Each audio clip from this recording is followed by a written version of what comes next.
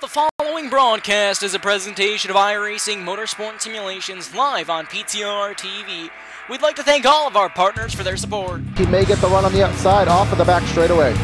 26 and Hallmark trying to go 3 wide. No one's with them. Talking and bobbing and weaving down the back straightaway, looking for a way around. The 5 machine trying to take a look underneath the 3 car. He's going to dive in down to the bottom. A huge move down to the bottom of the racetrack. Back bumper. Can anything happen through the tri-oval? Walker Thomas to the inside. Here he comes to the outside. Side by side through the tri-oval. The 14. It's going to be a photo finish to the line. Who's going to get it? Walker Thomas. Machine coming out of turn number 4. Tiller looking to go 3 wide, almost 4 wide. He's going to try to look for a gap.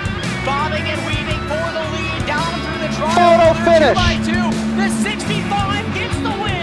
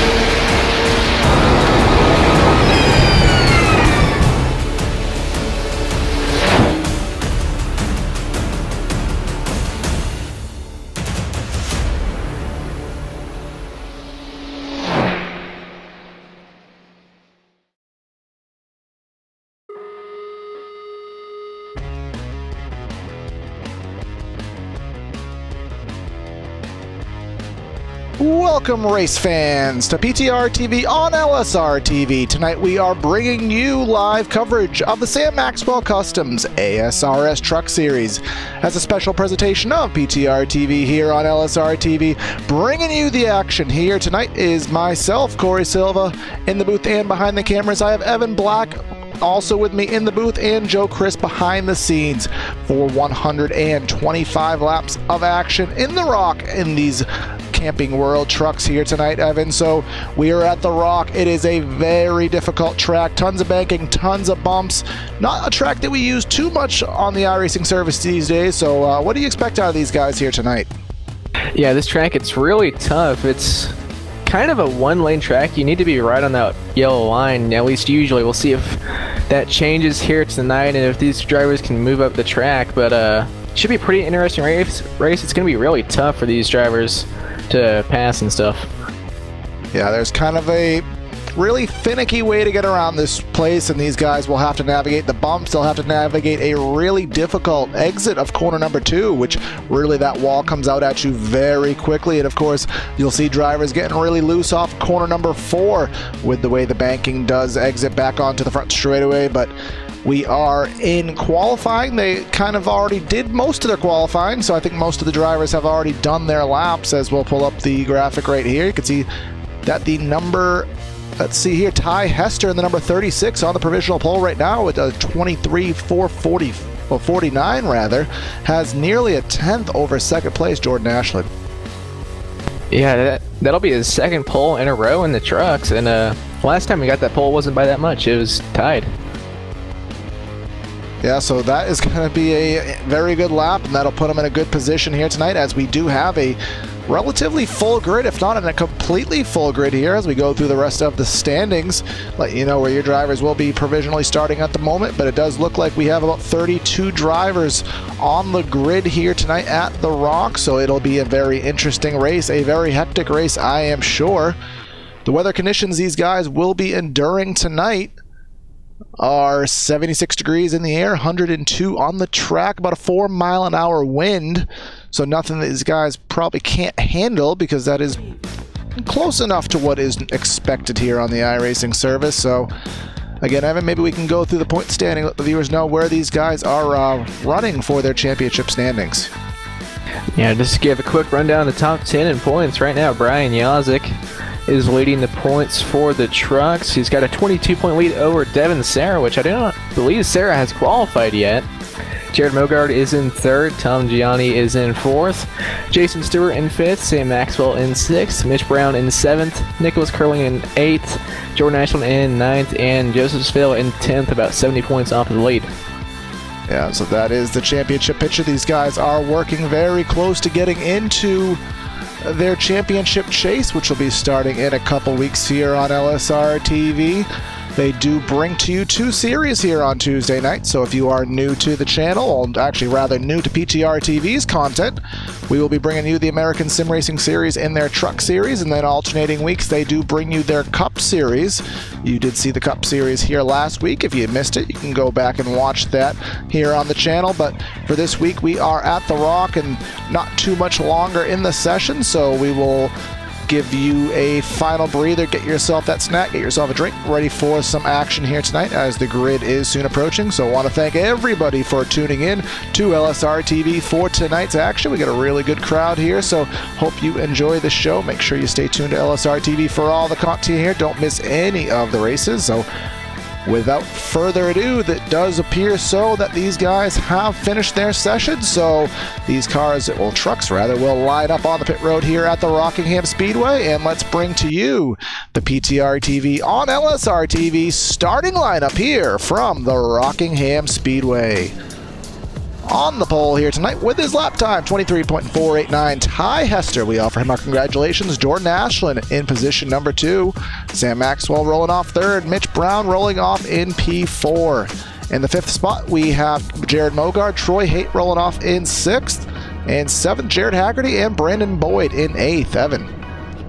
And then Steve Ritter rolling off in the 9th position. Nick Curling to his outside. Tim Knott in 11th. Brandon Kreutz in 12th. Jim Foose in 13th. Jason Sturt in 14th. Ronnie Osborne in 15th. And then Tom Gianni in 16th, Corey.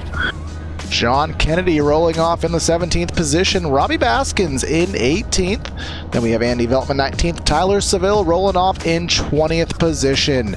21st, Kevin Mingus. 22nd, Evan Osborne. Josh Walker, 23rd, and Alex Gacy in the 24th spot. And then rest of the field, we have Devin Sarah rolling off in 25th, Brad Cross in 26th, Nick Hoffman in 27th, Zach Calloway in 28th, Justin Rector in 29th, Clarence Bonner in 30th, Jeff Gross in 31st, and then right out the field in 32nd, we have Scott Holler.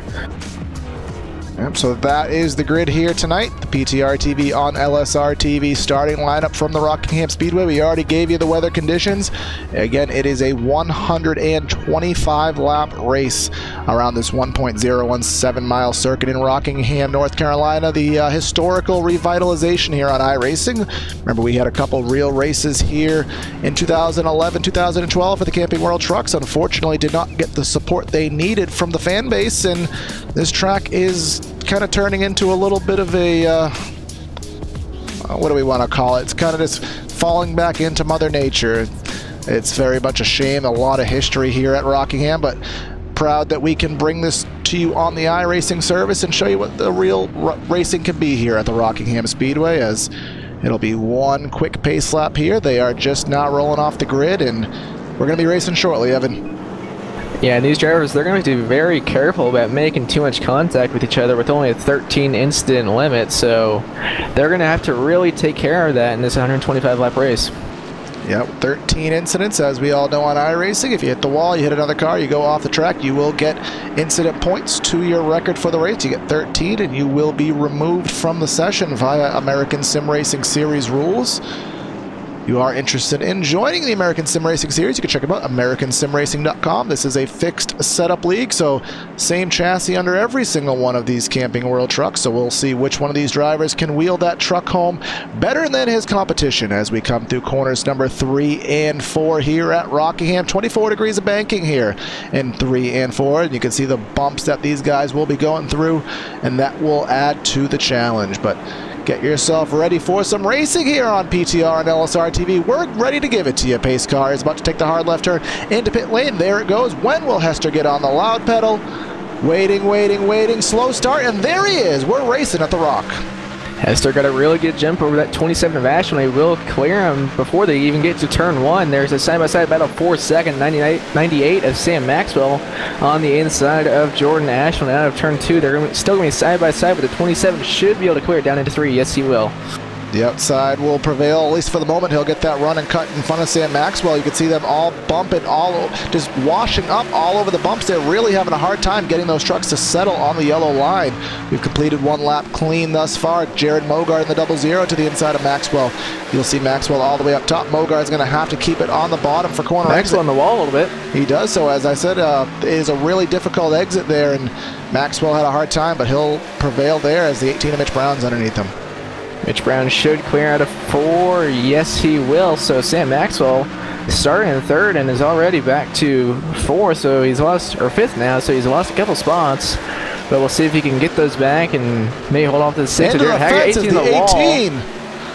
That's quite a bit of damage there on that right in front of that truck. Yeah, that is Mitch Brown, who had some significant contact with that turn 2 barrier. We'll see if that suspension is maybe out of whack or if he's able to continue with a little bit of aero damage, but he will fall back in line at the 8th spot.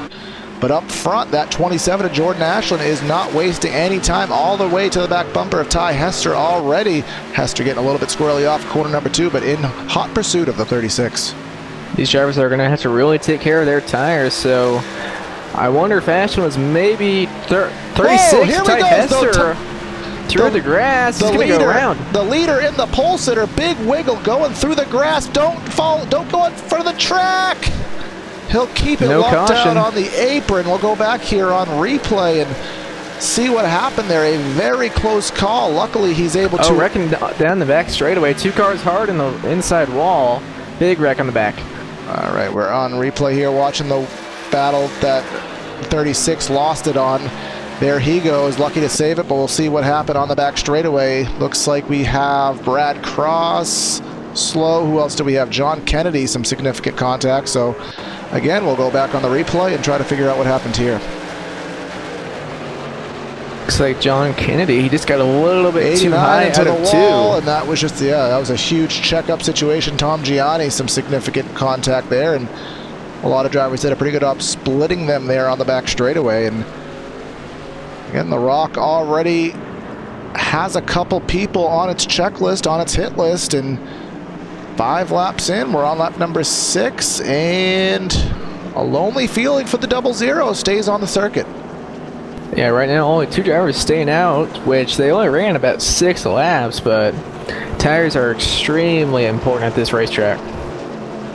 Yeah, Evan, we've seen it in chat. A lot of people talking about it. It is very true where it's the rock. This track has always been known in its entire history to be a very abrasive track. You'll lose seconds on old tires here. It's just kind of like they almost call it a cheese grater type effect. So we'll see. 5 laps doesn't seem like a lot. It might not be a lot, but it's going to be interesting to see. It's a very good time to try it very early in the race to see if it does work or not. 6 drivers staying out, including Ty Hester staying out. I wonder if he's going to come down pit road. He might just stay out and get that track position back. Yeah, not a bad cause for him. I mean, he didn't hit anything, and I mean, the couple drivers in front of him on the same strategy. We know he's fast, so heck, I mean, we know his tires aren't flat spotted. They might be a little overheated. That might cause an unnecessary heat cycle there, but we'll see what happens. See a couple drivers coming down pit road right now already, and I don't know if 97 and 38 come down pit road, but Hester is going to stay out. Yep, so still one more lap here, and again, as I was kind of going, looks like people are talking about it here. This track is really, in the real world, it's a very sad sight to see the condition of this track, and I see people here glad we do have it right up the street. No, actually in the same state, North Wilkes-Barre, kind of in the same condition. A lot of rundown and racetracks that are just left to rot. So it is kind of a sad sight. See, I really hope this track gets revitalized. It was good to see it get revitalized a couple years ago, but it was sad to see that the fans did not support it. Yeah, we can hope that when NASCAR adds some more tracks or changes the schedule up here in 3 years, hopefully we can see this track get added. I doubt it'll happen, but we can hope. Yeah, at this point, this track is without an owner, and it is in serious need of some weed be gone and a lot of work. They did just put the safer barriers in, too, for the truck series in those last couple races, and all of that work gone for naught. Just, yeah, it would be good to see the trucks back to tracks like this, and I know there was a couple Memphis Motorsports Park. That was another good one. I think that track is still actually open, as a matter of fact, and don't even get us started on IRP getting back on the schedule. But that is a topic for our podcast here on PTR TV that we have. But regardless of such, the lights are out on the pace car, so this is going to be an interesting start right here. Top 4 on old tires did not pit. That is Mogard, Boyd, Bonner, and Hester. And the remainder of the field did come to pit road for 4 fresh tires, so it's going to be interesting to see how the wheel spin plays, and hopefully those guys don't stack them up. Hopefully we do get going nice and clean. So Evan, take it away. Pace car leading Jared Mogard and Brandon Boyd through 3 and 4. Pace car getting ready to pull down onto pit road. These drivers are really going to have to watch for wheel spin here on these 9-lap old tires as the pace car gets ready to pull down into pit road. There it goes, waiting on Mogard now, and there he goes. Not much wheel spin, a little bit from the top 4, but everyone keeps it straight. Yeah, going just fine as the 00 out to about a 3 truck length advantage in corner number 1, is able to keep it right on the white line, the yellow line rather, and get himself out to an advantage. But Brandon Boyd got a little bit loose there, and here they come side by side. Ty Hester, remember, he was the pole sitter who just spun out. He's still on those older tires, and he is on the outside now as Jordan Ashland on fresher tires eats him alive there on the inside, and Ty Hester will be stuck on the outside line. Ashland out to 4th on those 4 fresh tires as they're side by side in front of him. Clarence Bonner in that 13 underneath the 60 of Boyd. Bonner getting a little bit loose. Looks like the 27 is going to try and get to his outside, not going to be able to. So now the 27 get to the outside of that 13 out of turn 4. The 13 looks like he might get a little bit loose once again, but still side by side, 4 seconds. Yeah, the 13 was really all over the place on the bumps there, and 3 and 4 was not able to get control of his truck as Ashland all the way to the back bumper of the 60. Thought there was going to be some contact behind there. them. Car up and over in turns 1 and 2. Let's see if we could find. Oh, that is the 58 of Josh Walker. See what happened to Josh as this race is already under caution for the 2nd time today. Looks like it started with Steve Ritter. Oh, actually, we will check Steve Ritter a little bit further ahead. There may have been some extra contact there. Oop. 93 into the 16. 16 got loose, and he spun directly into the track. Oh, my God, and just he got hit by the 58 of Walker, and Ritter just on his roof. That was reminiscent of Carl Long back in the Winston Cup days here. Upside down at the rock, and that will most likely be the end of his race, and we are back under caution for the second time. Not very often you see a vehicle upside down at the rock. I mean, there is high speeds here, but again, that's just not usually, as you said, something we see very often, but regardless, we did see it. We are under caution for the second time. Jared Mogard's still up front. So Ty Hester got the worst end of the spectrum of those who did stay out. He only did lose 2 laps. I mean, rather 2 positions in those couple laps to Maxwell and Ashland. But the top 3 were able to hang on to those spots on those 7-lap older tires. Looks like about 17th on back came down pit road for some new tires. I mean, at that point, there's really nothing to lose because, I mean, you're already in there, but you're already back there anyway, so 1 or 2 laps can't hurt you. Zach Callaway is going to be the first driver to pull out of this race. He has gone behind the wall. He is done. Yep, that is the number 2 truck, so that'll leave 30 drivers on the racetrack, I do believe. So still a significant field here at the Rock. So a lot of times it is hard, especially on shorter tracks, difficult tracks. It does take a little bit of weeding out to get up some green flag racing. So we'll see here if maybe this is the time that we can get you some green flag racing and see which one of these drivers is going to prevail. And there still will be at least 2 more pace laps as we take lap number 15. I'm going to be really interested to see how these older tires on this top 3, how it works out for them. Now, we did have a broadcast on our channel, PTR TV, that we still had our Hardline Racing League, and actually Cisco was in the booth with me on that one. We did see a lot of tire strategy in that race. We saw a driver stay out at Dover, of all tracks. He stayed out for 50 laps on a green flag run, took 2 tires for a shootout toward the end, and was able to hang on to it. So I was completely against it. I thought there was no way you'd make 2 tires work when the right sides were that old. Well, the left sides were that old, rather, and heck, it did work. So, but he only had to go for 1 lap. He did, but still, and he did stay out a couple times. There were some stints that he stayed out, 10, 13 lap runs that driver was able to stay out and still hold the lead. So sometimes we maybe overestimate tires. They are important, but sometimes these calls can work if the circumstances allow. So again, this will be our next opportunity to figure out. Doubled up, stacked up behind the iRacing pace car. Jared Mogard will be the control vehicle. Clarence Bonner to the outside, and then we have Brandon Boyd and Sam Maxwell. Sam Maxwell, the first driver on the 4 fresh tires. See how it works out for these drivers that stayed out under this last caution, or the last 2 cautions. They have not come down pit road yet. They're on a 16-lap old tires. They're really going to have to watch for wheel spin once again, even more so now on this restart. So we'll see how that works out for them. Yeah, because you never know which run might be the run. If this is the long green flag run, that might hurt him in the long term, but you never know. We could have another quick caution. We hope we don't, but we never know what we're going to have. So coming through corners number 3 and 4 here at 50 miles an hour, we will get ready to let them loose and get back up to full song. Pace car pulls in yet again, and Mogard goes really early in the box. We're back racing here at the Rock.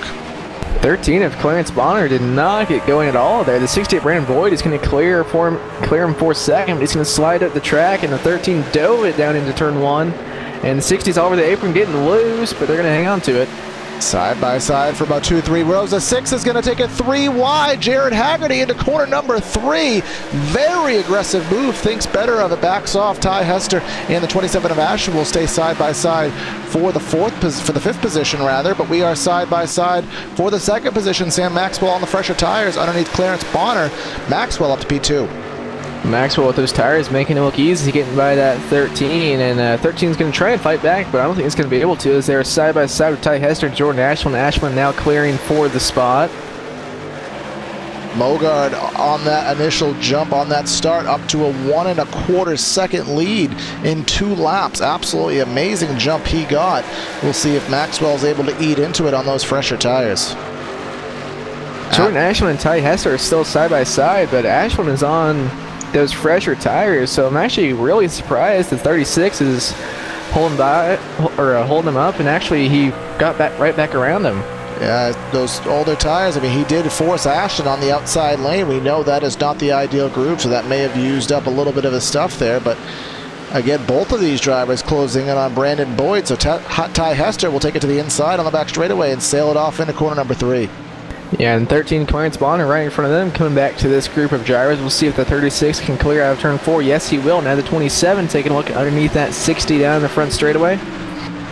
Yep, yes, he will into corner number 1. We'll take it right to the bottom of the track. The 60 will have to give way on that high side. That is not the favorable groove here at Rockingham. 27 of Ashland into position number 5. He will try to chase down Ty Hester yet again, but Hester will be working on Clarence Bonner for the 3rd spot. See, the 13 and the 36 are on the same tires. So the 36 are just quicker right now. He's taking a look underneath him now, side by side, down into turn number 1. 36 sliding up the track, but he should be able to clear out of 2. Yes, he will. Yep, we've seen many a driver get into that turn 2 fence, so I think Bonner may have been a little bit cautious there to make sure that he was not the next one in line for that really high in 3 and 4, but will hold justice in the 5th position, at least for the moment.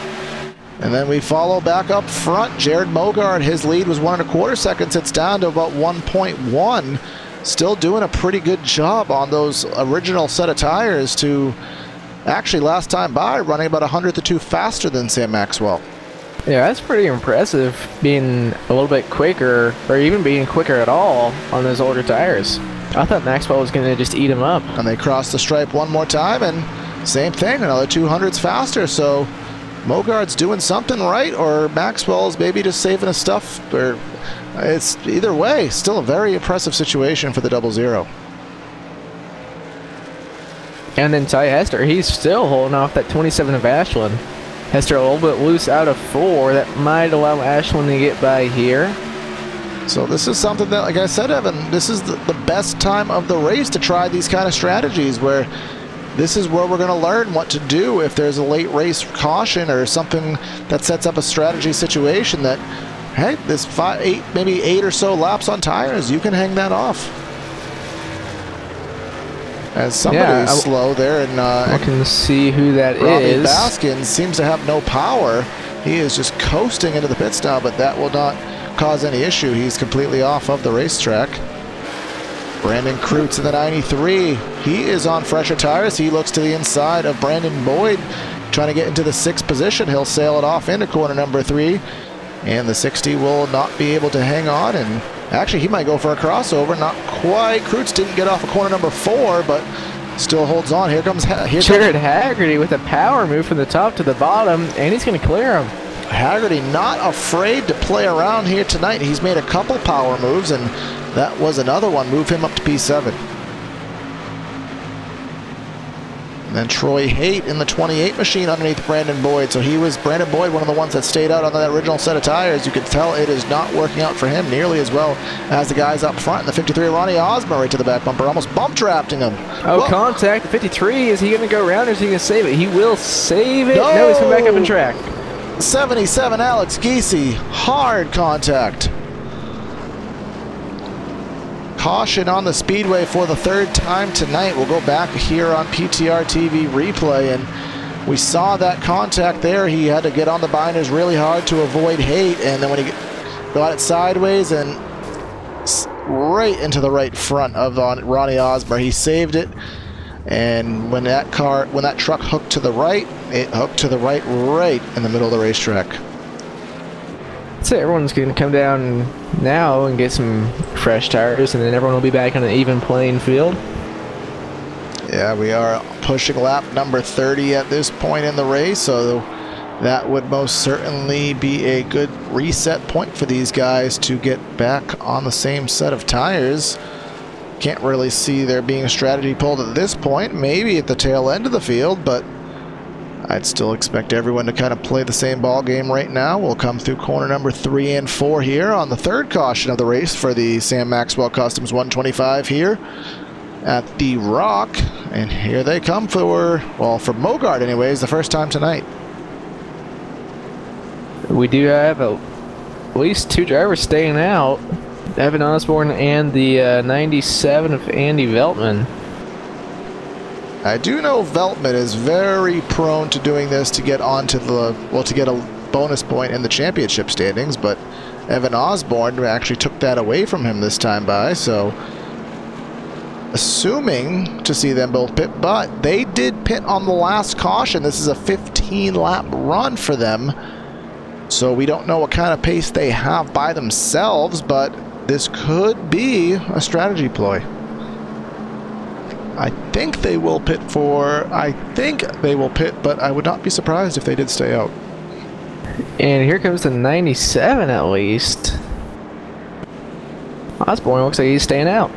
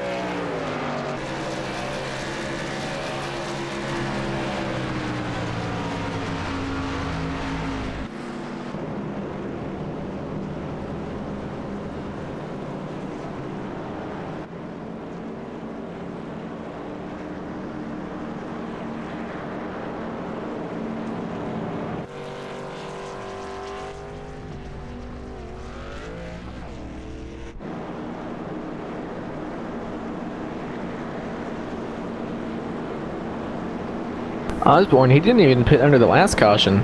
He came down pit road, but he didn't stop.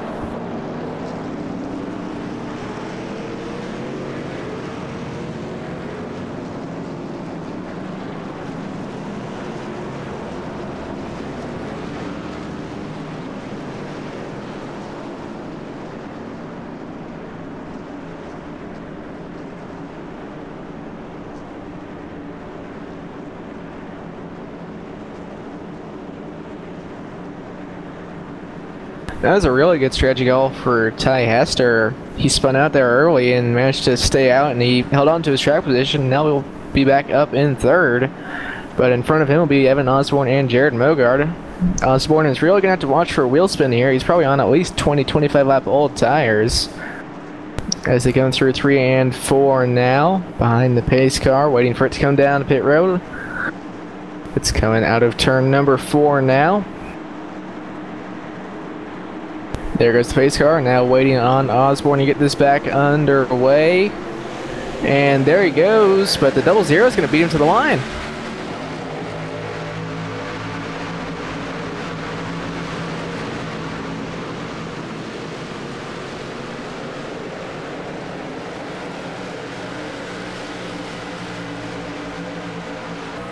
Hester trying to get by Osborne. He will get by him now. Osborne up there in the third lane now, letting everyone go by. So I do not think that worked as he planned.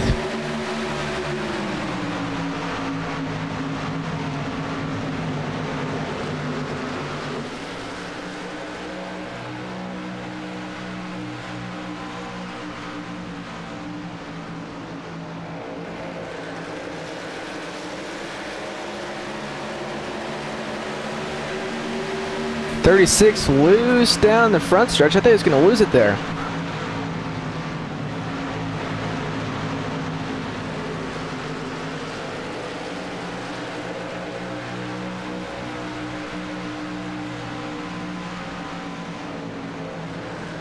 See, kind of the top 3 have kind of broken away from everyone else, and then it's a little bit of a gaggle for 5th with Troy Haight and Ty Hester.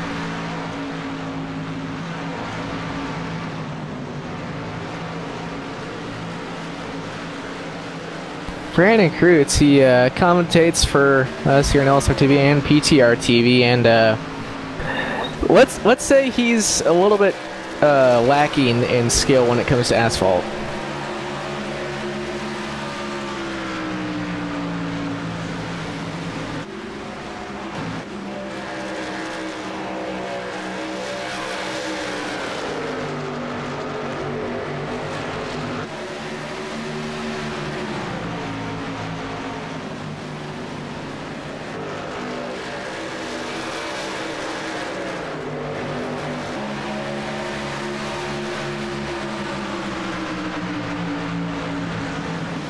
Yeah, Sarah, he rolled off in 25th, so pretty good move there, as now he looks for the 7th position underneath Haggerty. Out of 2 down the backstretch, they're going to be side by side. 20 has the advantage down into 3 and will clear for the spot. So now Sarah will set his sights on the 13 of Bonner.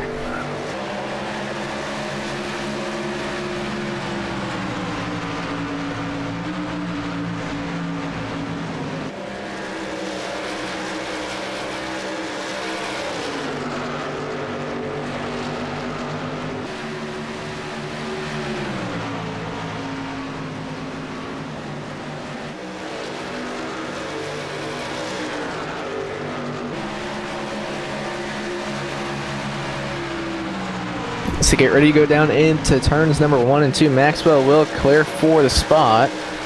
Sliding up in front of that 42 of Jim Foose.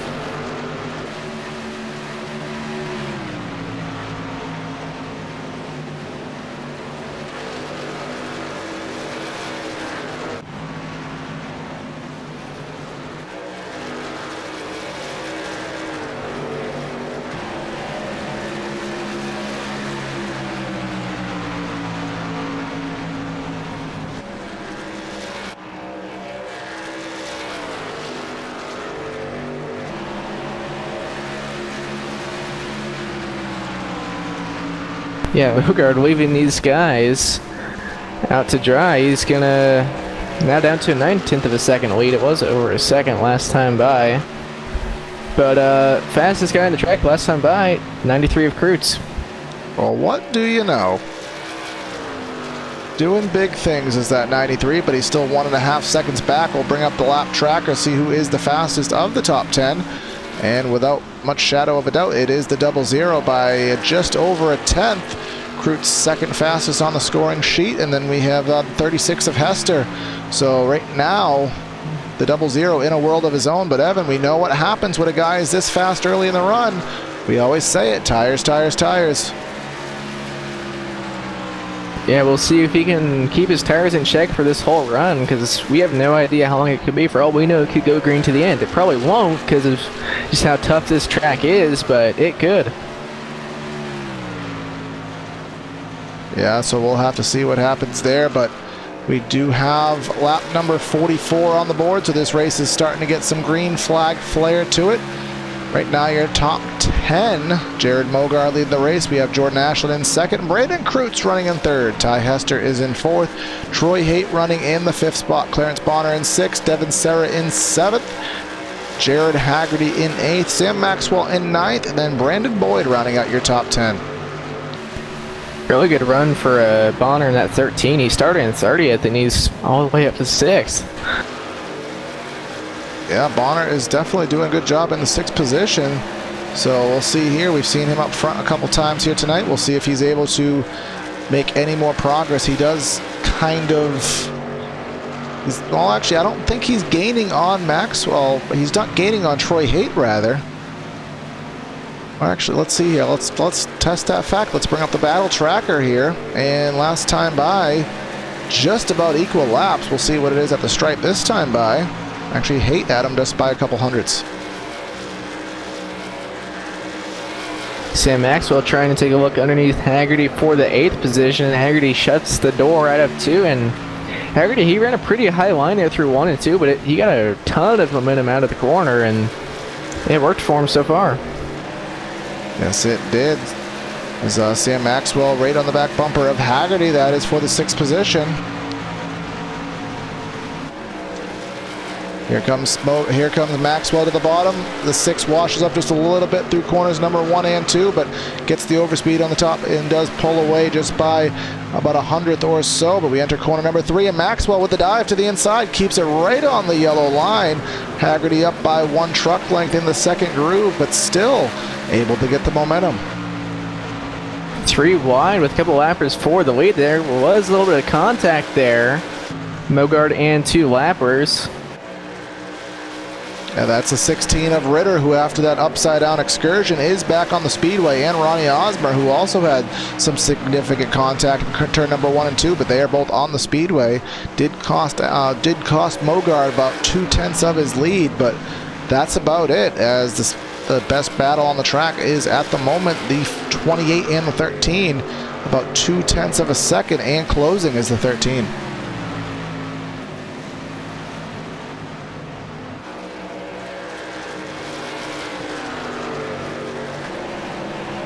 Mogard extending his lead back out to 1.1 seconds. It was down to 0.8 of a second after that gaggle with those lap cars.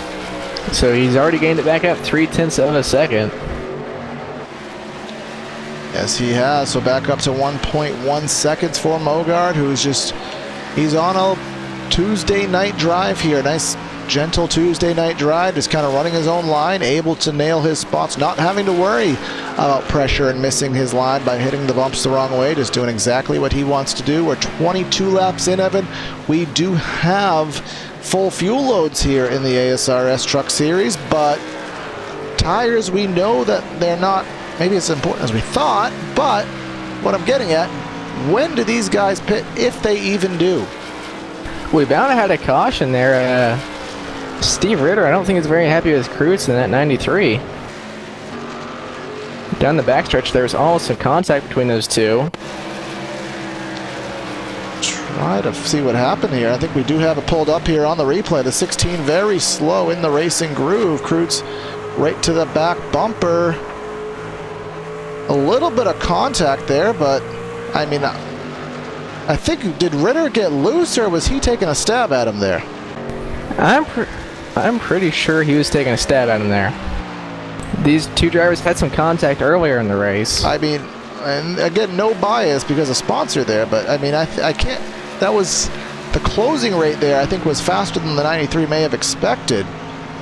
And I think that kind of set up that situation, so not really taking sides, but I think that little retaliation move there was a little unwarranted. Luckily it was not successful, but regardless of such, battling going on. Jim Foose in the 42 and the 60 of Brandon Boyd rather for the 10th position, and then Brad Cross in this as well. Yeah, Foose and Cross side by side, but it looks like Foose will clear for the spot. Now it's going to try and get by that 60 of Boyd. Down the front stretch, down into turn 1. They're barely going to be side by side. The 60 up running that real high line, 42 right on that yellow line. Almost contact there on a 2. Yeah, we saw that outside wasn't working earlier, but it does seem that there is a little bit of grip there, and then these guys are able to hold off positions running that second groove. Yeah, I think you want to run right on that yellow line, but if you have to pass someone or defend, I think you kind of want to be on the top. Yeah, you want to pinch that guy down on the inside, keep him so he cannot get his momentum wound up, but Foose does stay behind the 60 machine for the time being. Brad Cross is trying to find a way by Jim Foose, and then right behind this, Nick Curling has brought himself into the action. Here comes Foose underneath the 60. Foose underneath that number 60 of Brandon Boyd down into turn number 1 and 2. Now as they come out of turn 2, 60 once again up on that high lane. He's going to get a pretty good run down the back and will have the advantage down into 3, but Foose has the inside lane and is not going to clear as he dives it down into turn 3. They're side by side behind them.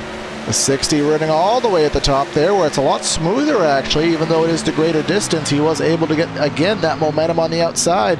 Foose will pinch it down there in corner number 1 and 2, trying to use that yellow line to his advantage, exiting corner number 2. 60 still has the momentum. 30 of Brad Cross giving Foose a little bump draft there down the backstretch. 60 way up there running the Larson lane in 3 and 4, getting loose out of 4, but he got some pretty good momentum there. I mean, I wouldn't want to do that on the regular, and I don't think that was intended, but heck, that did work for him, and pretty impressive there. He got a heck of a run there and able to clear Foose by a car length as they close in on the 53 of Ronnie Osmer, who is multiple laps down, and they pass him with relative ease. Ashland is starting to close in on Mogard a little bit. I don't know if Mogard had some lap traffic, but it was about 2/10 quicker last time by was Ashland. Yeah, at this point, just by 1.1 seconds, we can see here as we look a little bit further ahead that Mogard will have some lap traffic in his immediate future that he will have to navigate. Just passed somebody there who moved to the inside. I think that was Ritter. And think the next one on his sights is the number 5 machine. That's Scott Holler, who nearly got into the fence there off corner number 2. Here comes the 89 of John Kennedy, slow on the racetrack as well. All of this right in front of the leader. Holler in the 5 will lose a spot here. He will be off of the lead lap, effective immediately as the 00 does pass him. That will leave 17 drivers on the lead lap. Jason Stewart in the 17, the final one lead lap. He's just entering corner number 3 right now. So he has only a couple seconds to go before he's next on the chopping block. Pretty close times from Mogart and Ashman last time by. Mogart was about 200 slower. We'll see this time by he was about 800 quicker. But halfway now for these drivers. Yep, about of the top 10. Oh, caution on the speedway. It looks like it's Jared Haggerty in the 6 backwards on the front straightaway. We'll go back and figure out what happened to Jared. Haggerty and Bonner had some contact there. Yep, I'm going to call that one as much of a racing deal as you could possibly have. I think they literally just... The 6 came up, the 13 came down. Yeah, you really can't... I mean, I think that's as close to a 50-50 wreck as I've ever seen before. So we'll just chalk that up as a racing incident. Both drivers have a little bit of... Actually, the 13 hit the inside barrier too, but I don't think enough to cause him any contact that should take him out of contention, at least for the spots he was battling for. Oh, actually, his truck looks pretty decent, so I think both of these drivers will continue with only position loss as their negative attribute, and they will come to pit lane right now on lap number 65 as we have, as I do some mental math right now, we already have passed halfway. Drivers to pit lane right now for pit stops, and we'll see if... I can't imagine that was a very long green flag run, so I can't imagine any strategy play, but I mean, we've seen that happen before.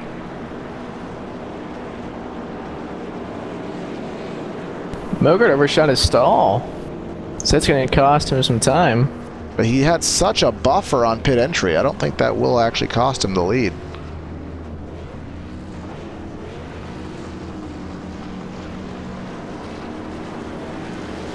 And Ashman's going to get the lead off pit road. 93 Brandon Cruz out second. So what do I know about that? But first time we've had a lead change on pit lane here tonight, so we'll see what happens here in just a little bit of time. We're going to step away for a little bit of a side-by-side break here and be back with you for the restart. So stay with us here on PTR TV on LSRTV.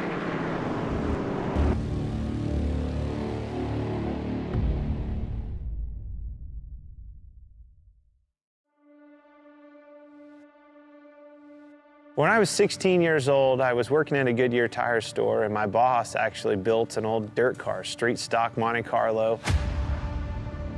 Went with him one night, fell in love with it. It was a hell of a race, hell of a party, and a big fight afterwards. I was like, this is it. This is it for me. It wasn't long after that, I was driving an old 78 Camaro out of the weeds at that guy's farm. We pulled that thing out and made a race car out of it, and away we went.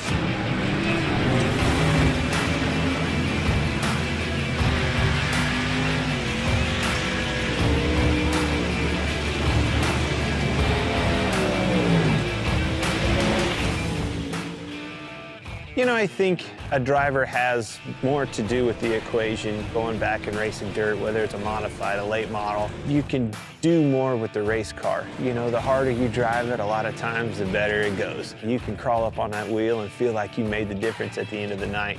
Asphalt car, you can't overdrive them. Well, that was the first thing that I had to learn right off the bat is, oh my gosh, I've got to discipline myself, not overdrive this thing, and that's how you get the most out of it. Truth be told, communicating the right information to your crew and your crew chief so they can do their job and make their appropriate adjustments for you to go faster and do your job is probably 90% of the game in our world. I've always loved late models. You know, my dream was to be a late model driver driving for a living across the country like Daryl and Don do that drive for me. I mean, that was, truth be told, that was my dream, you know. I always wanted a semi. I always wanted a stacker trailer with 2 hot rods in it, and let's go racing. Let's take off with your buddies and go race and chase that.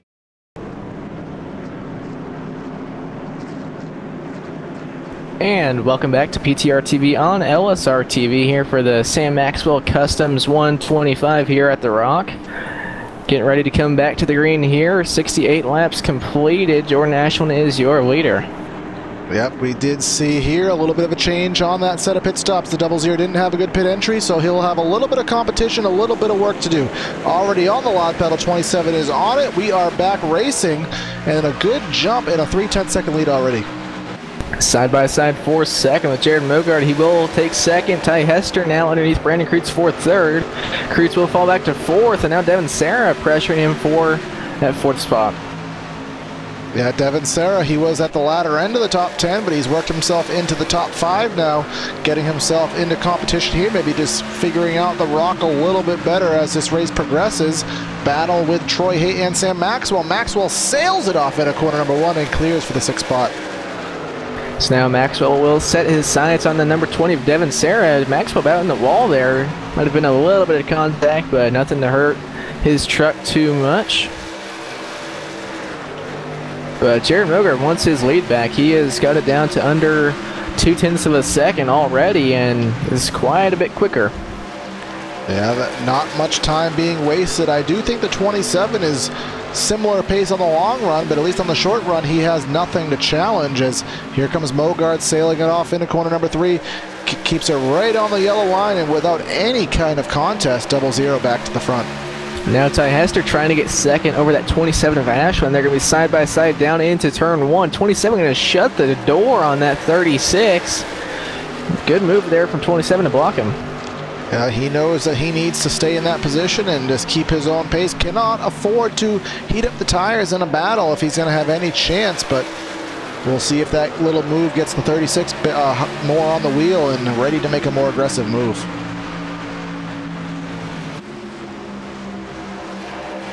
Yeah, Steve Ritter has gone behind the wall. He is done.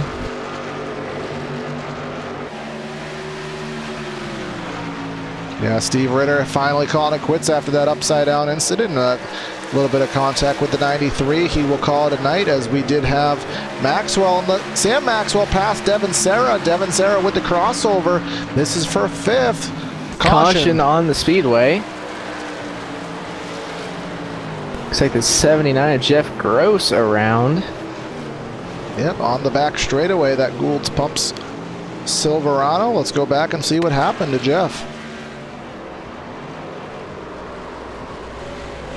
Oh, so he just got maybe too high out of 2, got into the wall, and just came around on the back. Hard into the wall, and he locked it down, and it was the 89 passing him there that cued the iRacing flagger to put the yellow in the air. So we will be under caution for, I want to say, the 5th time, and I will stand correct. I will be correct on that. So 5th caution of the night.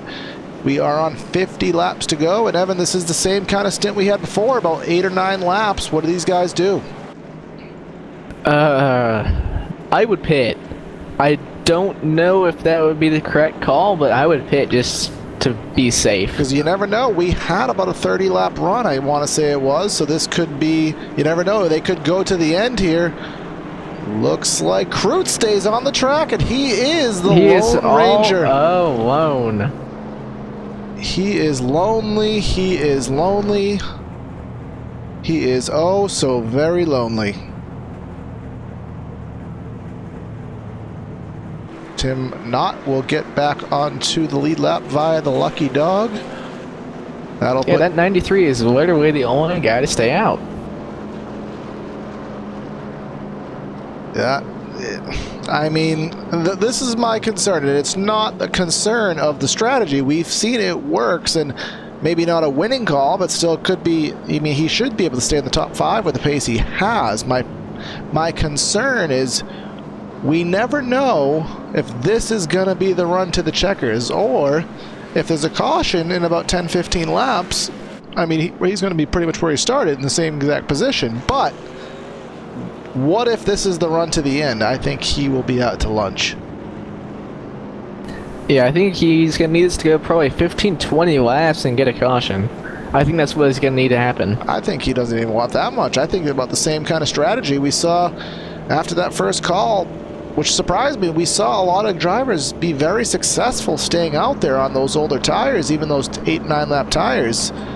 I thought more people would try it. I didn't think everyone would stray against it.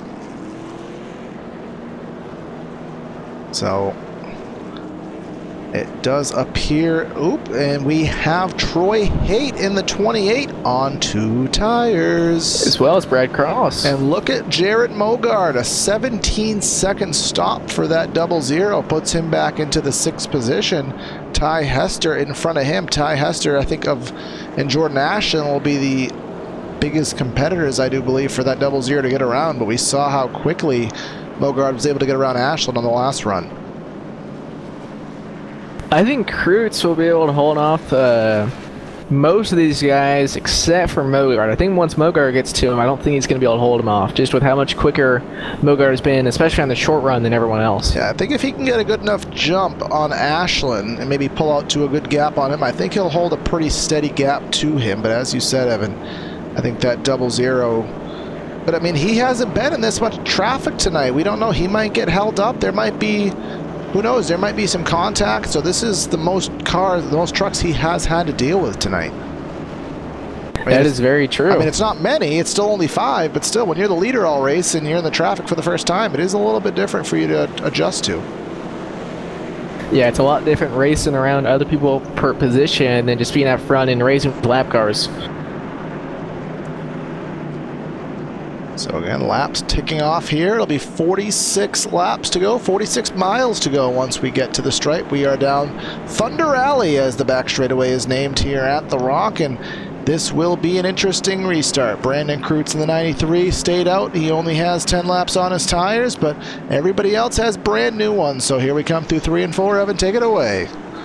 Coming through turns number 3 and 4 now. 93 Brandon Kreutz and 28 Troy Haight, the front row. Kreutz on no tires and the 28 on 2 tires. Most of the field behind them on 4 as the base car comes down pit road. There goes Kreutz, and he's going to get a really good jump over everyone else. Yeah, he did exactly what he needed to do, and that's get out to that about 3-4 truck length lead that everyone has done in the lead spot here tonight. But for the 2nd position, Ashland wastes no time on those 2 tires of Haight. Stack him up off corner number 2 as Ashland to the inside. Oh, Maxwell around on the backstretch.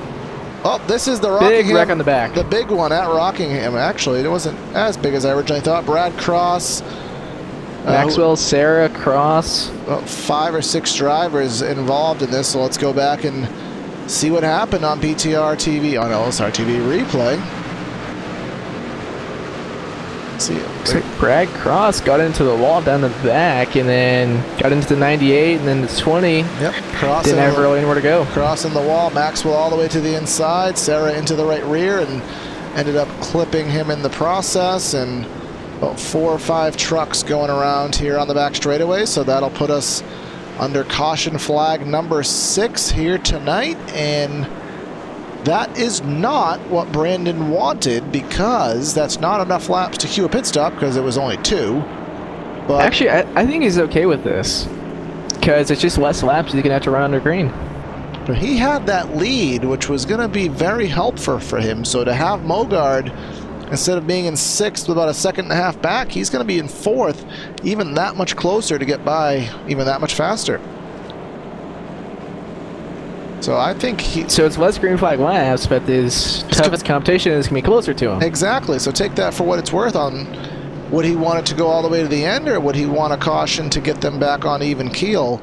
It all depends what he actually thinks is going to be the case, but what he wanted to be for the best scenario for him. We'll find that out, but let's just quickly, while we're under caution here, we'll do a field rundown here. It's not quite halfway, but 2/3 race rundown. Brandon Kreutz is leading. Jordan Ashland is in 2nd. Ty Hester in 3rd. Jared Mogard is running in 4th. Troy Haight in 5th. Jim Foose in 6th. Nick Curling in 7th. Brandon Boyd in 8th. Brad Cross in 9th. And Jared Haggerty in the 10th spot. The rest of the top 20, we have Tim Knott, Devin Sarah, Andy Veltman, Scott Holler, Jason Stewart, Kevin Mingus, Sam Maxwell, Clarence Bonner, Mitch Brown, and Evan Osborne. 18 cars on the lead lap. And then drivers who are off, well, multiple laps down, more like extremely laps down. Jeff Gross, John Kennedy, Tom Gianni, and Tyler Seville. Only other drivers that are registered still in the session, drivers that have retired from the race thus far. It is a long list. Justin Rector, Ronnie Osmer, Steve Ritter, Alex Giese, Robbie Baskins, Josh Walker, and Zach Calloway. So yeah, Rockingham has taken a lot of victims here. Yeah, The Rock is, I mean, trying to come up with some kind of wrestling reference for The Rock. I have nothing because I don't know wrestling enough, so let's just say there was an attempted joke in there that did not happen. But The Rock is definitely not on the side of these drivers here tonight. It is definitely showing its strength, but the guys who have been up front, they've been up front with relative ease. Not any scratches really on those machines running in the top 5. So there should be 1 to green this time. We will find out. Yeah, I'd have to imagine it would be, and... Nope. Yep. Yes. 1 to green. You sure about that, Evan? Nope. Yep. Yeah. Yes. All right, so it is 1 to green. Lights are out on the Ford Mustang pace car, and Brandon Kreutz in the 93 will be the control truck. Jordan Ashland in second. Ty Hester, the pole sitter. Remember, he had an early spin from the lead. He is in third. And then the guy who has been up front and much faster than his competition, the 00 in the 4th spot, down the back straightaway here at Rockingham Speedway. We will be going green flag in just 1/2 lap time. It'll be 41 laps to go at the stripe here in the Sam Maxwell Customs ASRS Truck Series here on PTR TV on LSR TV. Get yourselves ready. It will be a very hectic finish, we are sure. Pace car is about to take the hard left turn into pit lane here yet again for the 6th time tonight. And there it goes. Brandon Kreutz goes early in the box yet again, back racing. Not as big of a jump, but he does have a good jump off that restart. Good jump for Kreutz as they're side-by-side for 3rd. Mogard will take care of that position. Ty Hester back to 4th. So we'll see here if Mogard can get by Ashland and if Ashland can get by Kreutz. Ashland is going to waste no time on Kreutz, nearly getting to the back bumper. A little bit of contact. There is contact off of corner number 4. Ashland gets loose. Goes around into the inside tire barrier, spins through the grass. We stay green. Kreutz and Mogard battling for this lead. Mogard a little bit sideways through 1 and 2. Kreutz will hold on to the top spot for now, but Ty Hester is really pressuring that 00. Brandon Kreutz is going to have to drive some perfect laps here, and I don't think he can drive those laps on those older tires. Mogard right to the back bumper, going to the outside. Kreutz is loose, blocks him to the inside. Here comes Mogard. Side-by-side for the lead. 93 of Kreutz on the outside, 00 Mogard on the inside through 1 and 2 now. 00 should be able to clear for the lead. Yes, he will now. Can Kreutz hold on to second? Ty Hester, 2 is inside as they go down into turns number 3 and 4. We'll see here if Kreutz will drop back. And it looks like Hester should clear out of 4. Yes, he will. And Hester will clear with absolutely no space whatsoever. Kreutz going for a crossover. Not sure if he's going to have the tires or to do it. He's going to wash up the track. Contact, maybe. Some light contact. That's racing, but Hester into the safer barrier. We're 93 wrecked. round. That's 3 trucks. Troy, oh, Foose upside down. Nearly upside down, and they're still stacking into it. All of that caused by a little bit of door action from the 36 and the 93. We'll go back on replay. Try to get you a better view. You can see that Kreutz just kind of a little bit of contact, if even there, but Hester into the safer barrier there, got into Kreutz. That's kind of a frustrating situation for everyone, but it's still kind of chalked up as a racing deal. But then Jim Foose went for a ride. Let's get a better view of that. Foose definitely had a ride through that. He was right behind this as it did happen. And here he comes to the inside. And he got loose by himself, just trying to, I think, cut the truck back to the right and avoid the carnage, and ended up creating stuff for himself. Yeah, I don't know if he just locked at the rears or if he downshifted and it came around or just turned it to the right too hard. Yeah, I mean, there is something we haven't really talked about is everyone is down pit road again. There is a significant amount of banking, about 6 or 7 degrees, I can't remember exactly, down the back straightaway here. So if you're trying to cut the truck to the right on that banking that is steeply banked to the left, it is going to throw off that truck.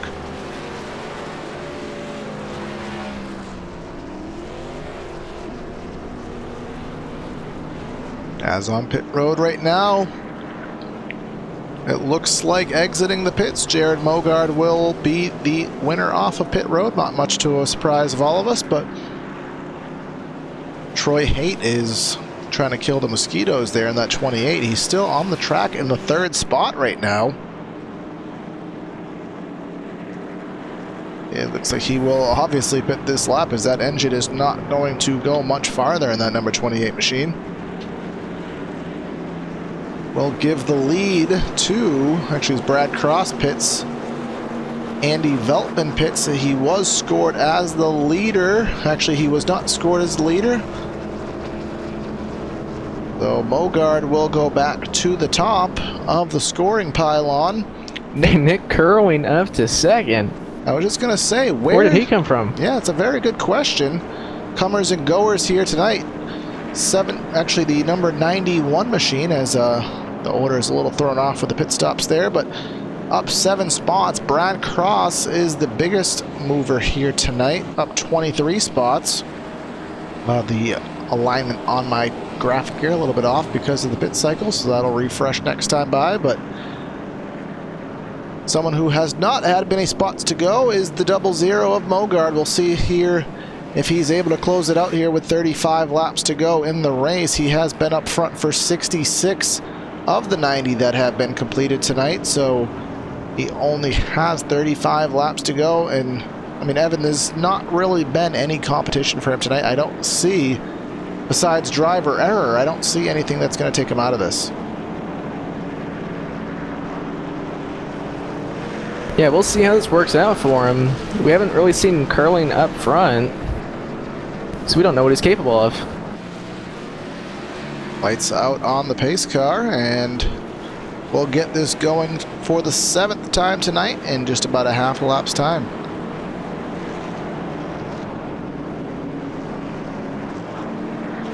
I haven't refreshed my memory. What happened to the 27? Because I might be blanking out, or we may have missed something. Remember, he went around after a little bit of contact with Kreutz, battling for the lead. I guess I'm aging here because I already forgot that, but that happened about 5 minutes ago, Corey. That's exactly why I don't remember it, because my brain remembers long-term but not short-term. So regardless of that, remember Jordan Ashland, he was one of the other fast drivers here tonight. He is out of contention, so we're going to need somebody else to challenge that 00. No one's been able to do it tonight. Coming off of corner number 4, pace car is in.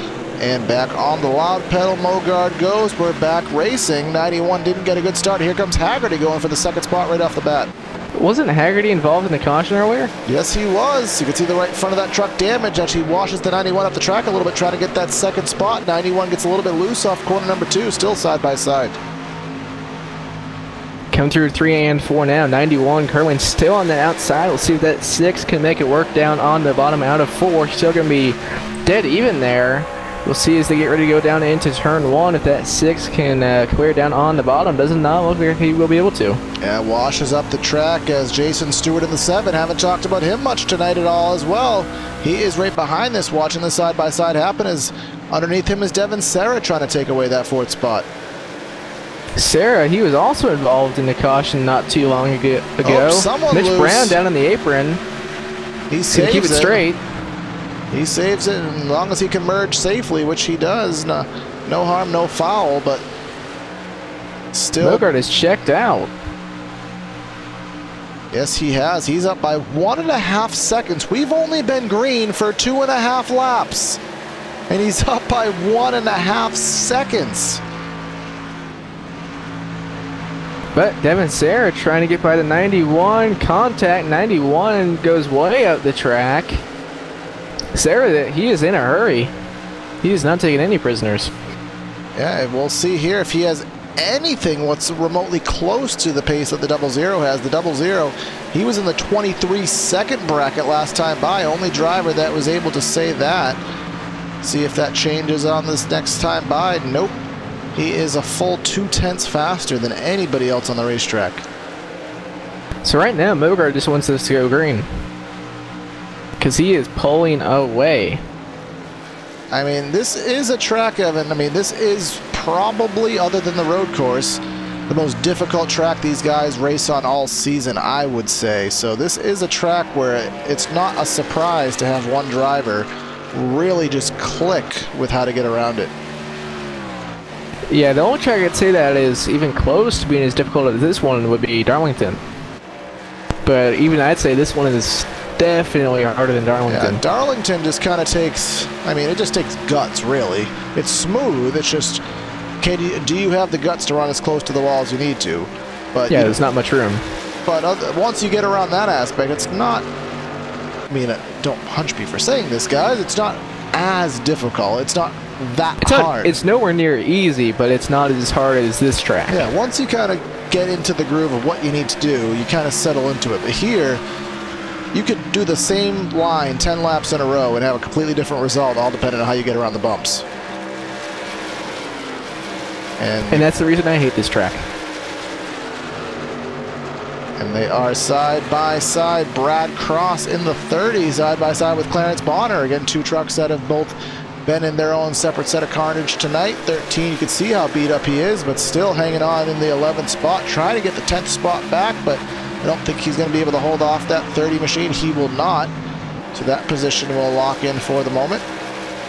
Yeah, Cross now up to the 10th position. 12 cars now on the lead lap, or 12 trucks. Sam Maxwell being the last of those, just here behind Clarence Bonner. And Evan, we've covered these guys all season as there's a lot of activity going on. Kevin Mingus, Veltman, Mitch Brown, Jordan Ashland, who's obviously off the pace but still in this group of trucks. Here comes the 97 machine, gets by Mitch Brown, trying to get by Kevin Mingus are all these drivers. Veltman split up the track out of 2. That's going to allow Brown to maybe get back by him. Not going to be able to, so now Veltman going to try and get by that 4 of Mingus. See out of turn number 4 now. Looks like the 4 is pulling away just a little bit.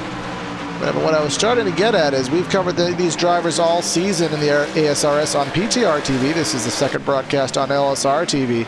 Caution on the speedway. Caution on the speedway. That thought will have to be paused again. Sam Maxwell in the 98 around in, I believe it to be corner number 1. Yeah, turns number 1 and 2. 98 of Maxwell. Looks like him and Bonner. Looks like Bonner just split up the track a little bit. Yeah, I don't think that was anything malicious. I think Bonner just did not hit the entry to corner number 1 the way he needed to, and Maxwell ultimately acted as his brake there, and 13 goes on without a hitch, but not the same can be said for the 98 machine, as we'll be under caution for, thanks to Steve Kim in chat, the 8th time tonight. It's really nice having him there. He tells us how many cautions we're on. Yeah, we're not used to that on PTR TV, so good thing. It's one less thing we have to remember. Yes, it is. So thank you to him for that. But again, here we come to pit road, and I don't see anybody playing any games, so everybody will be to pit road this time by.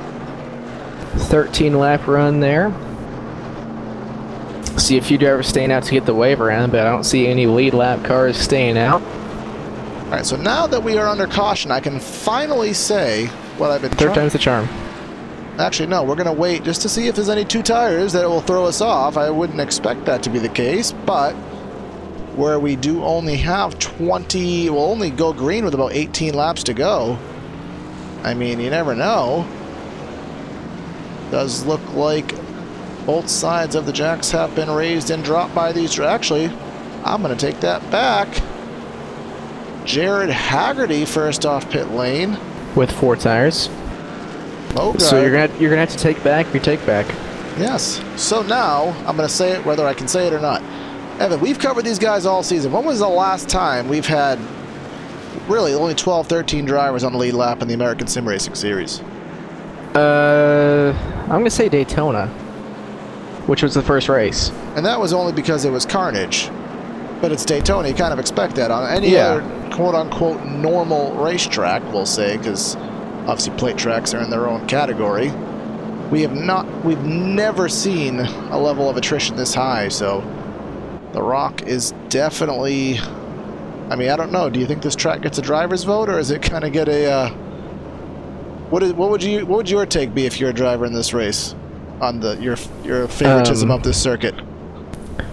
I mean, I love to run on this track. I hate to race at this track. It is a tough track to race at. Other tracks that we will be at in the truck series here for the Sam Maxwell Customs Truck Series in a couple weeks' time. Obviously, with the iRacing quarterly build next week, we will not be having a broadcast because that is build day. And Belle Isle, the Porsche, a couple other pieces of content, a significant amount of updates we are sure will happen, so a week off for that. Iowa will be the next race for 125 laps. We're going to go to Gateway, Chicago, Kentucky on July 17th. These trucks will be hitting the dirt in Rossburg, Ohio, Eldora. That is going to be one you're going to want to watch. Pocono, Michigan, and Bristol on August 14th. That will be the last race of the regular season. And then the best race comes up after that. Canadian Tire Motorsports Park. That is going to be fun. Are you going to be racing in that one? Hopefully. So I was going to say, because that is going to be a very difficult race in Mossport, so these guys will have to get their practice in Canada for that event. But we are getting ready here for the final stages of tonight's Sam Maxwell Customs 125. Jared Haggerty has the inside lane. He has the first position right now. Devin Sarah to the outside. Nick Curling is on the outside of row number 2, and to the inside of row number 2 is the guy who's dominated tonight's race. So Evan, let's take it away and get ready for some more racing. So for maybe the last time here tonight, these drivers are doubled up and stacked up. 19 laps to go once the green flies. Waiting for the pace car to go down into pit road. There it goes. Waiting on Haggerty to get this back underway, and there he goes, and he's going to get a really good jump over Sarah for the lead. A little bit of wheel spin I saw from the 00. Nothing that will deter him or take too much momentum away, because you could see him clearing Sarah as if he wasn't even moving, and he will be right on the back bumper already of Haggerty for the lead. Yeah, down into 3 and 4 now. We'll see if Mogard can do anything with Haggerty. Out of turn 4, the 00 has a pretty good run. Not going to be able to take a look quite yet. Down into turns number 1 and 2. Taking a look to the inside, all over the back bumper of that number 6 machine. Bump drafting him down the backstretch. Now taking a look to the inside, down into turns number 3 and 4.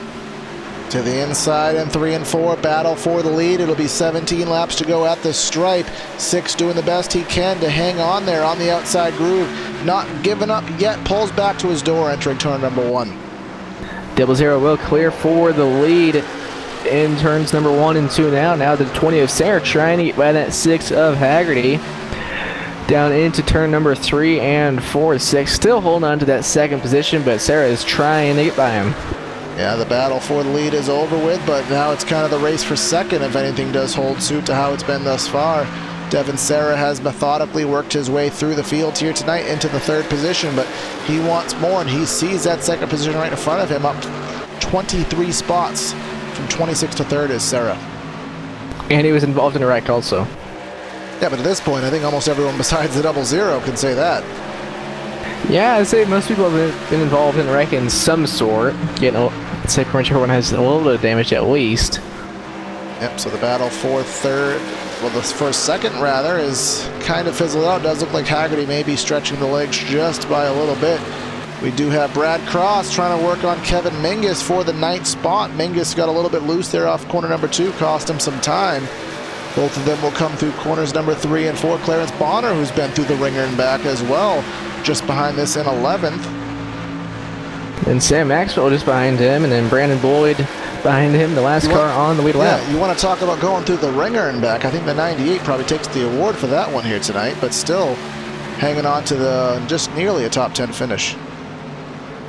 Yeah, for all Maxwell has been through this race, this is a pretty good run for him. Oh, here we go. Brad Cross around on the front stretch. Into the grass. If he stays down there, I think the incident limit will be his deterrent here tonight. He's out of the race, and we will stay green.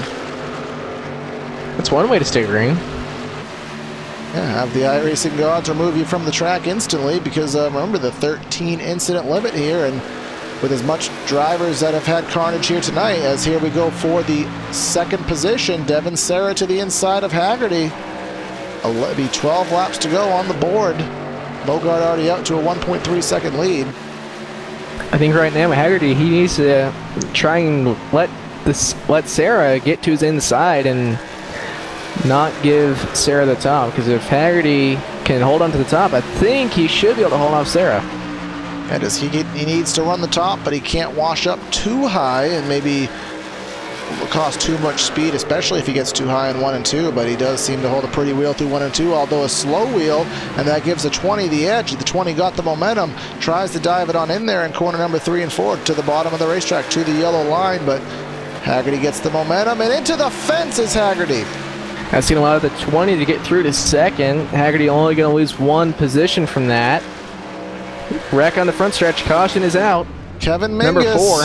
Remember, we just saw him have that contact with the other driver, whose name already slips my mind. But let's see what happened to Mingus.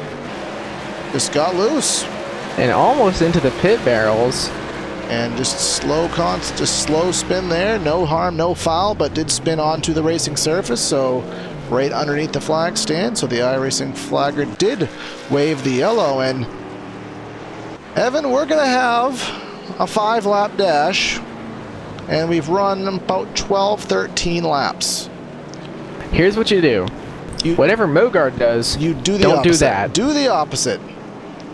That's the only way you are going to be able to win this race, if you do exactly the opposite of what Mogard does. It's pretty much going to be the field has to completely sabotage Mogard and say he's not going to win this race. I think Mogard should stay out. I think he has the speed. Whoa, Haggerty almost spun himself out there faking out, and much to my surprise, and much to probably your surprise as well, everybody stays out. I am really surprised by that. I thought most of these drivers would come down pit road, or at least do the opposite of what Mogard did. I think Mogard should have stayed out, because I think he has the speed that he can hold those guys off. But I think everyone else should have came down pit road. Where we only have 12 drivers on the lead lap, if you are in, actually, let's just be specific here, Maxwell is on pit road from the 8th spot, so top 7 stay on the speedway. I mean, 13, 14 laps, I think, yeah, I'm going to put my driver's hat on for a minute. I am really perplexed right now. Not even just to sabotage the 00 and try to get somebody else winning this race, and we know he's been dominant, but just for the sake of, I mean, individual strategy. You're in 6th, or if you're in 4th, 5th spot, and you pit, I mean, most everyone behind you would probably come too. Yeah, I thought most drivers were going to come down pit road. We're still gonna have a, let's see what the lights do now. I think we'll still have 2 more pace laps. Yeah, so lap cars are just now coming down pit road, so this should be 2 to green here. So we'll have most likely a 5-lap dash, and this will be the final restart. Will go green with 5 to go, and as we know in the iRacing world, 5 to go is typically, as we call it, the cutoff lap, where if a caution comes out after that point, we will not be able to get this race back under green flag conditions, and particularly in ASRS, where there is a clause that prohibits 1-lap shootouts. If there is a 1-lap shootout that is set up by iRacing, they will wave through that and continue the race, so we do not have 1-lap shootouts in this league, and they're going to have to get everything they can get, and they're going to have to get it on this start. Yeah, because I can pretty much say this will be the final restart. Yeah, most certainly. So it will, well, definitively, as I just said, so they're going to have to go, and once that yellow flies, I mean, there's only 2 flags on this race. It'll be the checker or it'll be the yellow, because we will not see the green flag again after this restart. So is there any circumstance, Evan, whatsoever that the 00 loses this race? 2. He spins the tires, or he gets spun if someone gets into him. But I think those are the only 2 options. What we haven't seen tonight either, we have not seen anybody hang with the leader on a start at all that I've seen tonight. So I don't know if he's even going to be able to get wrecked. We'll see if either of the 20 or the 6 can just nail this start and stay with them. But leader's been out to 3 or 4 truck lengths every single start tonight. I'm going to be interested to see where Clarence Bonner in 8th gets up to on this restart. He is the first driver on 4. Yep, so he's going to be hungry and try to get as many spots as he can because there's not going to be many laps to make a move. We're coming to 5 laps to go here for the final restart of the night. Pace car is in. Mogart on the loud pedal. Sarah does a very good job and stays with him here. We're back racing. That's the best restart from 2nd or 3rd place that we've seen. Sarah's going to stay fairly close to him, not close enough to make a move, but Mogart pulls away through 1 and 2. Yep, the lead is about 0.3 of a second, so I don't really see. Oh, but he's already out to 4 seconds. He's already out to 0.4 of a second and growing. But he did have a horrible line there through 4. Got high on the track. Did cost him a little bit of time, but not too much. Here comes Mitch Brown in the 4th spot. Nick Curling to his outside. That is for the 4th position. Mitch Brown, and here we go. We're wrecking down the backstretch. And that's going to be the race. Mogart has won this race. Tim Knott in the 41 machine. He is around, and as you said, that will complete the race here once the pace car does finish the race under caution. They were 3 wide. Bonner all the way to the top. 13, I don't know if he got loose or what, but he kind of cut down the track there off of corner number 2, and we'll get a better look at it from the blimp cam. See, there were 3 wide. Andy Veltman, Tim Knott, Clarence Bonner. We come through 1 and 2. Bonner all the way to the top of the racetrack, and he really cut into the 97 of Veltman there, who ultimately got into Tim Knott as a side effect of that. So these drivers are going to be coming to 2 laps to go in this race. And as long as Mogart can run 2 more laps, he will be the winner. So we will end this race, Evan, I think, with 10 drivers on the lead lap. And let's quick and Veltman is smoking, so it could be 9 laps, or 9 cars on the lead lap. And ultimately, only about 14 drivers left on the racetrack, approximately. So this, by far, the most calamity-ridden event of the calendar season for ASRS. But it's Rockingham, I'm not really surprised. This track is tough. And as I looked at the schedule earlier, I don't see any other track that is going to be causing, well, other than the road course, which is kind of its own set of challenges. I think this is the toughest scheduled race. Eldora might be interesting because I'm not sure how many of these drivers are used to running on the dirt, but we do go to Lucas Oil Raceway in October, so that is going to be an interesting. We know how hard it is to pass there, so still some difficult tracks on the schedule, but that is in the playoffs. These guys have, after tonight's race, they have 8 races, I do believe, to the playoffs, so they need to get themselves in position. Jared Mogart has no worries about that. He is well locked into the playoffs, and he will pad his standings with another win here tonight. Just has to make 1 more lap as the white flag is out. Good run for Devin Sarah, 25th, and then caught up in wreck, back up to 2nd. Haggerty currently running in 3rd. Driver of note, I just noticed in the point standings, Brian Yazik not here tonight, so he was the points leader. So Devin Sarah and Jared Haggerty will have a good point stay and most likely gain that position from Brian Yazik and move up in the standings. 00 comes through corners number 3 and 4 at approximately 50 miles an hour here behind the Ford Mustang pace car. The Sam Maxwell Customs 125 here at the Rockingham Speedway will go to the 00 of Jared Mogart for his 2nd win of the season. Jared Mogart wins at the Rock.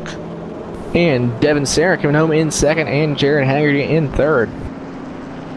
So that is the top 3 finishers here tonight at the Rockingham Speedway. We will, before we start the post-race show, we will quickly run down the final results here. There will be a little bit of delay here while we wait for these drivers to be coming into the booth here to talk to us, but let's just quickly run down the final standings here at Rockingham. With the victory tonight, as we just saw, is Jared Bogard leading 98 laps, Devin Sarowitz second, Jared Haggerty finishing in third, Mitch Brown with a fourth, Nick Curling in fifth, Jason Stewart in sixth. We had Kevin Mingus, Brandon Boyd, Evan Osborne, and Andy Veltman rounding out the top 10. Jordan Ashman coming home in 11th, first driver a lap down. We have Tim Knott in 12th, Clarence Bonner in 13th, Sam Maxwell in 14th, Brad Cross in 15th, John Kennedy in 16th, Troy Haight, Jim Foose, Brandon Cruz, and Scott Hall are the top 20. 21st is Ty Hester. 22nd, Justin Vector, Tyler Seville in 23rd, Ronnie Osborne in 24th, Jeff Gross 25th, Steve Ritter in 26th, Tom Gianni in 27th, Alex Giese, Robbie Baskins, and Josh Walker, your top 30. And then in the final tier results, we have Zach Callaway and Nick Kaufman. But that is the grid tonight. We will be waiting here for these drivers to come into the booth here, so stay tuned for a couple moments here on PTR TV. Going to stop to, well, actually on LSR TV, still getting used to that. Stay tuned. We'll be back for the post-race show in just a little bit.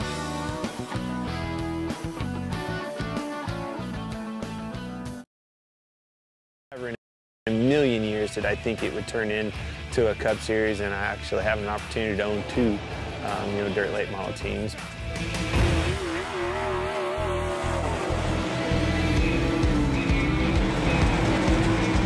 When you think of iRacing, you don't think of a video game. It's not. It's way above and beyond any of that. You know, dirt racing changes so much. The track changes so much. Being able to capture that, to experience all those details that surround dirt racing and make dirt racing what it is what makes iRacing so cool, because they did nail all of that. I knew when they came to our shop and scanned cars and went to the detail of getting that car right, I knew that it was going to be over the top, because it blew my mind just the work that went into making sure the car itself was legit. This sport has been around a long time. The competition can't be replaced, and that's what brings people back to the racetrack week in and week out.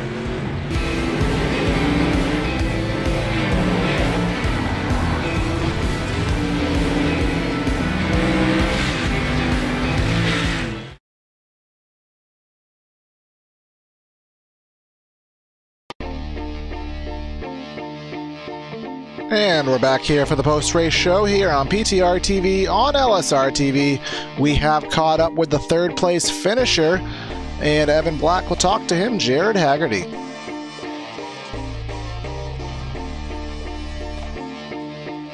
Tough race here at the Rock. What are your thoughts after this race?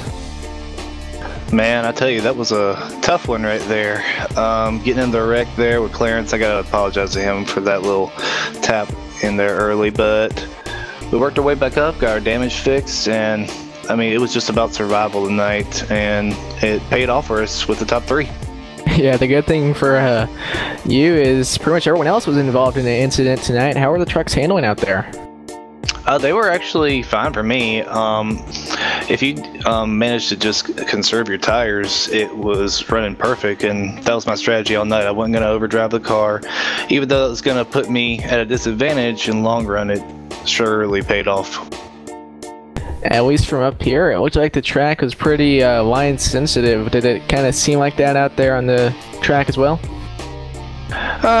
Not really. Out of 4, it was a little loose at times, but in 1 and 2, it was absolutely perfect running. But I got to thank a lot of people. I got to thank Tim Knott. He stuck with me. It sucks he got in that wreck at the very end, but managed to pull out the top 15 for Elevation Motorsports, and hopefully you'll see us up here a lot sooner. All right. Well, is there anyone else you would like to thank or give a shout out to? Yeah, I got to give a big shout out to my sponsors this year, Cheerwine, Nuka-Cola, Sheraton, and Marriott. Got to thank them for coming on board this year. Also got to thank the league, ASRS, doing a great job, and you guys up here in the booth. And hopefully I'll see you a lot more. Yeah, hopefully we'll see you some more here soon. Thanks for talking with us. Yep, Tim Pork. And Corey has caught up with second place finisher Devin Sarah. All right, Devin, you came home with a second place finish here tonight in a very difficult race it appeared to be at the Rock. You started 26. What was it like getting all the way up to second here tonight? Oh man, it was probably the most adversity race I've had this entire year. I had a really bad qualifying lap. Tank slapped the wall, had to come and start from the back, and we got involved in that early wreck there. And I made slight contact with Brad Cross, and I only got about 5 seconds of damage from that, so I was really lucky. I almost hit the 89 at John Kennedy. And after that, I just tried to work my way through the field, and we had a few more wrecks and cautions, and I was able to get up to the top 10. And as I was just able to just log the laps there, I was just battling to get to the top 5, and then I was battling with Sam Maxwell, Jared Haggerty, Nick Curling, so we were all over the place. And then, you know, late there, you guys saw we got in another wreck with Sam Maxwell and Brad Cross, and I thought I was gone right there. And then somehow I only had about 13 seconds of damage. I thought we got hit, but we didn't get hit that hard, and the car was able to keep running at full speed. And I was able to get back into the top 10 after a huge wreck. And so just after that, I tried as hard as I could to pass as many cars as I could. And then I finally passed Jared at the end there, but I mean, I had nothing from Mogart at the end there. He was the man to beat tonight. He had the fastest truck by far. And especially like me, Jared Haggerty got better as the race went on. He was very hard to race tonight.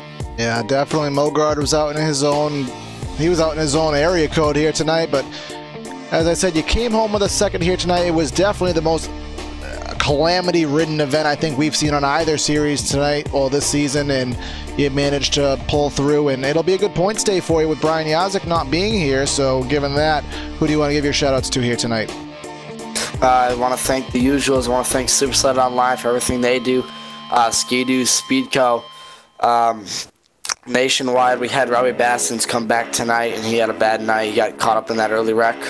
I want to thank Cabela's, Bass Pro Shops, Baskin's Knockback Motorsports, NVIDIA, all the sponsors that help us, and especially to get another podium finish like this. I don't know how we keep doing this, but it's great that we got back up in the points. We'll see where we are with Brian Yazik after this, but definitely proud of what we did tonight. Yeah, most certainly have reason to be so, man. So we'll again congratulate you on the finish, and I hope that we'll talk to you next week. Yep, thank you guys. And now Evan Black has caught up with the dominant driver here tonight, the winner, Jared Mogard. So, Jared, you came up with the victory here tonight after a dominating performance here at the Rockingham Speedway. What are your thoughts after this race? Finally got a win on a Tuesday night. Yeah, and you finally got a win, and you did it in dominating fashion. How was the truck handling out there? Looks like you were way faster than everyone else. Yeah, it handled pretty good. You know, typical Rockingham, just gotta back the corners up, be nice and smooth, and save your tires. It's just, I love Rockingham. Always have. I don't really know what it is, but just love the place, and glad to finally get, like I said, get the win. It's been forever on a Tuesday night since we've won. It didn't really look like it from up here in the booth, but did you have much adversity out there? Did you really have anything that you had to battle back from? Not really. I mean, honestly, no. The biggest challenge, I guess, was when the pit strategy kind of mixed up a little bit there. But really, that was about it. Otherwise, yeah, it was a pretty smooth race, I guess. But managed to qualify up front, which put us in position to really have the chance to have a good race.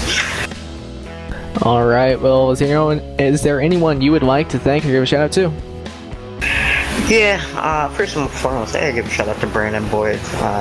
We've been working with him throughout this truck season all year long, and his results are starting to show. He got 8th tonight, so really proud of Brandon and where he's at and what he's doing in the truck series this year. So really happy to see the results come for somebody who really deserves it. And I just gotta thank my sponsors, Nick Kaufman with Kaufman Racing Graphics and Kuchi Race Reports, for being on the truck, and you guys for the broadcast, and Grim for the league, and everybody that makes it go. All right, well, thanks for talking with us, and once again, congrats on your absolutely dominating performance here tonight at Rockingham. Appreciate it, guys. Thank you. So that is the top 3 finishers here tonight, so we will wrap up coverage here tonight from the Rock. We already gave you the final rundown, but just so you can see it one more time, it'll flash through. Jared Mogard with the win, leading 98 of the 125 laps. Devin Sarah and Jared Haggard, the top 3, and you can quickly go back and see where your favorite driver may have finished here tonight. For PTR TV's end of things, we want to give a quick shout out to our sponsors on PTR TV: Air Movement and Fabrications, Kreutz Custom Graphics, iRacing Broadcast Overlay Graphics, ibog.co, and TrackCams 4 Gourmets we usually use for our cameras. Unfortunately not here at the Rock, but that is the source of our cameras, so you can check him out, trackcams22.com or facebook.com/trackcams. So that's another broadcast here on PTR TV on LSR TV. I will get that right. We want to thank you for tuning in here on LSR TV for the American Sim Racing Association and their Sam Maxwell Customs Truck Series. You can catch us on PTR TV on Friday night for the Hardline Racing League, and catch us on Mondays right here on LSR TV for our PTR TV coverage of the Integrity Racing League as our channels merge. So you'll see our content here on the big channel, and hope you guys do enjoy it. Signing out of the booth here tonight is Corey Silva, Evan Black, Joe Chris behind the scenes. Have a great night, everyone, and we'll catch you next time. Have a good night, and we will see you next time.